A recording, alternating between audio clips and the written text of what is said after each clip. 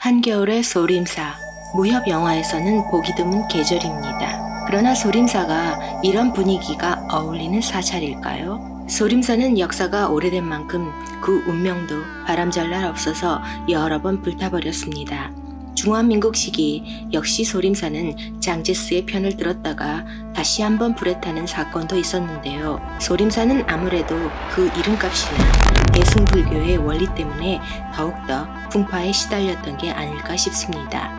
영화 샤오린 최후의 결전은 소림사의 비운에 기반을 두고 만들어진 작품입니다. 물론 소림사를 영화의 소재로 삼은 것은 샤오린이 처음은 아니죠. 76년 소림사, 일명 방세욱과 후회건이 있었고 그보다 더 유명한 것은 82년 이한걸의 데뷔작 소림사입니다. 이 두 작품은 두말할 필요 없이 사실과 허구를 혼합한 무협 영화의 장르에 속합니다. 그만큼 영화의 포커스가 소림 무술에 맞춰져 있고 그 습득 과정을 다큐멘터리 이상으로 잘 재현해냈다고 평가됩니다. 특히 소림 무술 챔피언 출신 이한걸의 탄생. 그러나 샤오린 최후의 결전은 소림사 배경인데도 불구하고 이야기가 다른 소림사 영화들과는 생판 다릅니다. 중화민국 초기 군벌이 난립했던 역사를 바탕으로 한간의 사실들을 여기저기서 하나씩 끌고 와 영화에 때려 넣은 것까지는 좋습니다. 여기에 유덕화와 진목승 감독의 조합이니까 천장지구의 비전 없는 미래에 대한 그 분위기를 기대했던 건 제가 너무 얌통머리 없는 걸까요? 그래도 최소한 성룡 나온다고 폴리스 스토리를 기대하진 않았습니다. 전통적인 소림사 종류의 무협 액션 영화를 기대하고 봤다가 건물은 분명 소림사가 맞는데 갑자기 유덕화의 스님되기 프로젝트를 보게 된 마당에 칭찬은 별로 나오지 않습니다. 어쨌거나 진목승이니까 액션빨은 죽이겠죠. 유덕화의 호장군은 1910년대 이후쯤엔 흔해 빠졌던 중화민국의 부패한 군벌 세력입니다. 당시 누가 그의 모델이었다고 굳이 딱 꼬집어서도 말하기 싫은 게 부패한 잡놈들이 어디 한둘이어야 말이죠. 오만한 성격으로 보이는 호장군 유덕화는 허난성 등봉에 다른 군벌 세력을 제압하고 소림사가 위치한 지역을 장악하게 됩니다. 해전 군벌의 장군을 추격해서 소림사로 간 유덕화와 그 부하 사정봉은 무력으로 소림사 승려들을 대하죠. 말을 타고 경내에 진입하는 등 난동을 부리다 결국 살생도 마다하지 않게 됩니다. 군벌 장군 중 마적대 출신이 많았다는 걸 감안한다면 이 군인놈들도 말타기에 참 능숙합니다. 항복을 한 패잔병을 소림사 앞마당에서 사살한다는 것은 불교와 소림사 승려들을 조롱하는 짓거리겠습니다. 거기에다 남의 대문에 낙서까지 합니다. 권력 욕심이 강했던 유덕화는 더 위로 올라가기 위해 쿠데타를 계획합니다. 그 계획의 중심엔 의 형제로 지냈던 송호의 암살이 포함되어 있었죠. 그러나 중령 사정봉의 배신으로 송호는 사살했지만 쿠데타는 실패하게 됩니다. 유덕화는 사정봉이 매복해놓은 놈들을 피해서 어린 딸과 함께 탈출을 시도합니다. 그 와중에 유덕화의 부인도 홍길동 놀이하고 계시던 소림사의 중들의 도움으로 그 자리를 탈출하여 소림사로 피신하게 되죠. 이때 소림사 스님들이 복면을 쓰고 지붕 위에서 날아다니고 또 쌀까마니를 터뜨리며 벌인 장면은 견자단의 철마류 장면을 많이 참고하신 듯합니다. 유덕화의 탈출씬에서 선보인 액션은 존 웨인의 서부 영화 아니면 벤허가 그냥 자동빵으로 떠오릅니다. 이 마차를 탈취한 유덕화가 도망가는 장면은 모래바람만 안 불었다 뿐이지 서부 영화 스타일을 그대로 선보입니다. 추격전 좋아하는 관객에겐 극찬을 받았을 듯합니다. 이런 거라도 있어서 영화 보는 동안 졸지는 않았습니다. 사정봉의 패거리를 따돌린 유덕화는 딸이 죽어가자 소림사로 뛰어가서 도움을 청하지만 딸은 결국 죽고 와이프는 그를 원망하며 떠나버립니다. 딸의 사망으로 인해 유덕화는 피가 거꾸로 솟아 잠깐 동안 개가 되었지만 그곳이 어디던가요? 소림봉술로 제압당합니다. 소림사, 자비가 넘쳐 흐르는 부처님의 집이었기에 유덕화는 과거 그의 잔인하고 오만했던 행동에도 불구하고 소림사의 보호를 받게 되죠. 소림사 방장 말씀이 그것도 인연이랍니다. 유덕화도 밥은 먹어야 하니까 소림사 주방장 성룡을 만나 국수를 받아 먹습니다. 성룡과 몇 마디 안 나눴는데도 깨달은 바가 있어서 유독하는 승려가 되기로 하죠. 과연 소림사 주방장, 소림사 주방장만큼이나 말발이 화려하십니다. 국수 한 그릇에 유독하는 군벌 세력으로서 자신이 저지른 과거를 되돌아보며 소림사의 중으로 거듭난다는 이야기가 샤오린 최후의 결전입니다. 유독하는 중이 되기 위해 스스로 머리도 빡빡 깠습니다. 소림 무술도 몰래 배우려다가 오경에게 들켜 정식으로 연습하게 되고요. 유독하가 소림 무술의 기본 트레이닝을 받는 과정에서 관객은 겨우 잠시나마 소림 무술의 트레이닝 방법을 보게 됩니다. 다들 개고생들 하십니다. 유독하는 성룡과 함께 길거리에 나가 무료 급식도 도와줍니다. 만두다. 경전 공부도 열라하고 애들도 참 이뻐하고 뭐 하는 게 무척 많습니다. 소림사에서 해볼 수 있는 건 모든 걸 해보는 유독화. 템플스테이 하시는 듯 합니다. 그가 뭐 고치고 있을 때 꼬마애가 와서 만두를 하나 주는데 정말 영화를 그만 볼 뻔했습니다. 그때 그만 볼걸. 이 만두 나중에 또 등장하죠. 동자승들이 만두가 한가득 든 소쿠리를 들고 나올 때부터 소림사를 감시하는 군인들에게 만두를 나눠줄 걸 이미 알았습니다. 정말 그만 봤어야 했는데. 유독하는 이제 민중을 돕는 인물이 되어서 군부에 납치된 애들을 찾아다닙니다. 그렇게 나대다가 소림사에 산다는 걸 사정봉에게 들켜버리죠. 사정봉은 소림사로 쳐들어와서 호장군 아니 호스님을 죽이게 됩니다. 그렇지만 유독하는 자신을 배신한 사정봉마저도 용서하게 된다는 그지같은 이야기. 뻔할 뻔짜의 이야기이기 때문에 영화의 이야기는 탄탄 그 자체입니다. 이런 이야기도 기승전결을 짜맞추지 못한다면 그건 시나리오 작가가 꼴통 아니겠습니까? 이제 이 영화가 어떻게 소림사를 불태울 건지 봐야겠습니다. 결말은 당연히 그거여야 합니다. 그게 아니라면 이 영화는 이름을 조계사로 바꿔야 합니다. 유덕화는 권력에 사로잡혀 있었을지언정 장군이었을 때가 훨씬 더 몰입감이 센 인물입니다. 권력에 미친 차가운 느낌이 유덕화에게서 뿜어져 나왔기 때문이죠. 유덕화가 권력에 사로잡힌 것까지는 당시 군벌 세력의 누구와라도 비슷할 것입니다. 동생 같은 부하 사정봉을 거칠게 다루는 방식도 훌륭한 지도자라고 보기엔 좀 무리가 있지만 그러한 설정은 유덕화가 얼마만큼 냉철한 마인드를 가진 사람인지 잘 보여줍니다. 그러나 유덕화는 점차 주변 인물들이 자신이 가진 것들을 뺏고 싶어 한다고 의심하기 시작하죠.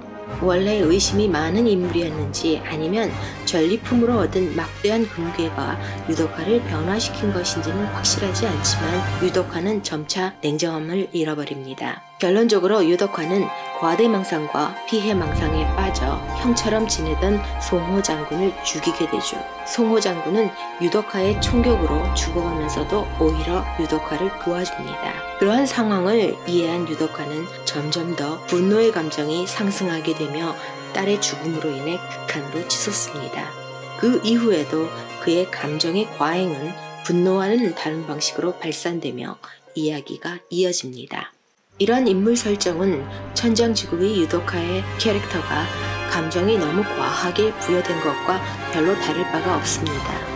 주체할 수 없는 감정으로 인해 천장지구에서 유독화는 죽음으로 향해 가고 샤오린에서는 스님이 돼버립니다.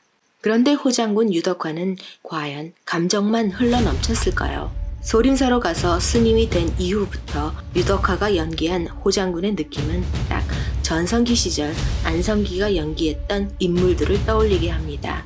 끝까지 자신은 도덕책 그 자체라고 외치는 인물 설정. 유덕화의 호장군은 거기에 한술 더 떠서 회개까지 합니다. 이 영화의 문제점은 군벌 세력의 수장이었던 호장군 유덕화가 스님이 된 이후에도 여전히 호장군의 캐릭터를 반복하고 있다는 데 있습니다. 호장군은 자신이 처한 상황에 상관없이 거의 항상 주도권을 쥐고자 하는 타고난 야심과 스타일입니다. 독단적이고 자신의 견해가 다른 사람들의 견해보다 도덕적으로 우월하다고 믿는 인물이지요. 또한 극도로 불안한 정서를 보이기도 합니다. 충동적이며 화를 내며 스트레스를 받는 모습을 여기저기에서 찾아볼 수 있죠. 호장군 시절 감정을 폭발해버리는 개같은 성격이 소림사에 와서도 그대로 반복된다는 것입니다. 자신이 하는 행동은 모두가 옳다는 오만함, 군벌 세력의 대가리로서 저질렀던 행동과 스님이 된 이후의 행동, 뭐가 다른 걸까요? 내용은 달랐지만 형식은 그대로입니다. 생각은 달랐을지라도 행동 패턴은 완벽하게 동일하다는 것이죠. 예를 들면 그는 중국을 외세에 팔아먹지 않는 나라를 사랑하는 마음이 철철 흘러넘치는 군벌 세력에서 스님이 된 이후에는 민중을 사랑하는 인물로 변화됩니다. 또 호장군은 목적을 달성하기 위해서 자신의 가족까지 위험에 빠뜨렸던 인물이었습니다. 그리고 또다시 자신이 구하고 싶었던 사람들을 구하려는 목적을 위해서 소림사의 스님들과 다른 많은 민중들까지도 위험에 빠뜨리죠. 납치된 사람들을 구하려면 과연 그 방법밖에는 없었는지 궁금합니다. 정각이라는 법명을 부여받고 머리는 빡빡 깎았지만 그는 여전히 호장군입니다. 이 영화에서 주인공은 당연히 유덕화이지만 영화의 몰입감 측면에서 본다면 사정봉이 더 매력적인 캐릭터입니다. 개차반이거나 말거나 처음부터 끝까지 일관된 성격을 유지하는 캐릭터가 있어야 굿가이로 변신하는 다른 캐릭터가 더욱 빛을 발하기 때문이죠. 게다가 사정봉은 영화의 초반 유덕화가 보여준 카리스마가 넘치는 호장군의 성격을 답습하고 있습니다. 그러니 사정봉이 개 빌런일지라도 영화에선 더 감각적인 인물에는 틀림없지 않겠습니까?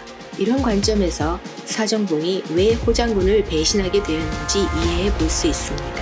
아마도 사정봉은 이러한 유덕화의 본질을 꿰고 있지 않았나 싶습니다. 가끔씩 사정봉이 유덕화를 바라보는 눈빛이 그렇게 보이죠.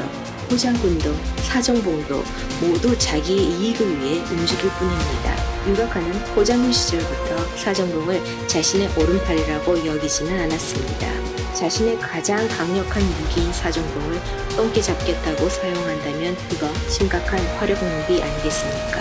게다가 군인으로서의 자질조차 의심스럽게 계속되는 판단 미스. 호장군이 중화민국 초기 군벌들 사이에 배신과 음모가 거듭되는 것을 몰랐을 리가 없습니다. 그럼에도 불구하고 호장군의 오만은 이 사단을 일으키고야 만 것이죠. 마키아벨리는 지도자는 변화하는 권력 구도를 받아들이고 그에 적응해야 한다고 했습니다. 그런 걸 못하는 유덕화는 사정봉에게 지도자로서도 영 글러먹었고 잔소리 대마왕이었던 것으로 보입니다. 사정봉이 유덕화를 따를 이유는 모두 사라진 거죠. 사정봉은 빌런이 아니라 내 흔해 빠졌던 군벌 세력 중 하나일 뿐입니다. 하나가 가면 또 하나가 오듯 유덕화가 가니까 사정봉이 그 자리에 서 있었던 것 뿐입니다. 영화에서 어떤 역을 하게 될까 궁금해 맞이한 현 성룡은 등장씬이 기대치에 못 미쳐서 아쉽기는 했죠. 욕심 같아서는 성룡이 더 많은 씬에서 그의 특유한 코믹 무술을 보여줬다면 훨씬 더 해피했겠습니다. 그렇지만 성룡스러우면서도 성룡스럽지 않게 절제된 소림사 주방장 역할은 이 영화의 구도가 처음부터 끝까지 골고루 잘 계산되어 만들어진 영화임을 말해줍니다. 성룡의 비중이 더 커졌더라면 샤오리는 코믹 무협이 되었을 테니까요. 그저 그 어마무시한 큰 냄비를 휘둘러 준 것만으로도 감사합니다. 군인으로 밀가루 반죽을 만드신 것도 이 영화에서 성룡이 아니면 누가 하겠습니까? 다른 인물 구성도 비슷합니다. 오경이나 석행우 역시 그들의 실력이라면 더 많은 씬에서 무술 액션을 보여줘야 했겠지만 보여줄 듯 안 보여주는 묘미도 만만치 않네요. 그런데다가 컷과 컷 사이가 길어서 실제 격투는 저렇게 보이지 않을까 싶게 짜릿함을 선사합니다. 그들이 펼치는 진짜 소림 무술은 매우 빠르고 정확하게 꽂혔지만 총알이 난무하는 상황에서 감히 무술로 근대식 무기를 대적할 수 있었을까요? 뭐 그깟 소총 총알쯤 피하면 되죠. 하지만 그들도 총알을 피할 수는 없었습니다. 다른 사람들을 탈출시키기 위해 자신을 희생했으니 감동적인 장면을 끝으로 오경은 사망에 이르십니다. 요때 오경이 살짝 멋있었습니다. 그리고 여기 중국 민족주의 영화가 늘 데려다 쓰는 어설픈 파란 눈의 사나이가 하나 있습니다. 관객들은 사정봉의 악랄한 연기를 보느냐고 아마도 남의 유물 다 훔쳐가는 이 제국주의 놈을 눈여겨보지는 않았을 겁니다.